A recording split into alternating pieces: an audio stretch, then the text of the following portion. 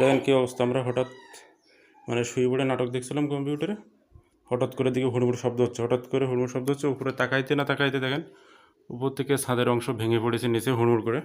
খুবই খারাপ অবস্থা। এই দেখুন নিচে পড়ে আছে। এই দেখেন আমার কম্পিউটার টেবিল, এখানে আরেকটু হলে আমার মনিটরের উপরে পড়তো, মানে অল্পের জন্য আর কি রক্ষা পাইছি। দেখুন কত বড় বড় চাঙিয়ে যদি মনিটরের উপর পড়তো তাহলে মনিটর হয়তো নষ্ট হয়ে যেত। যা হোক অল্পের জন্য রক্ষা পাইছি।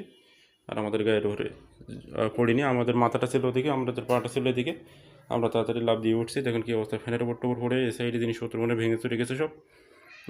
কী অবস্থা দেখছেন, এই দেখেন দেখছেন হঠাৎ করে।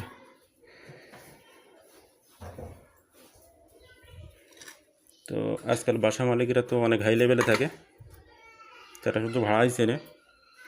হ্যাঁ,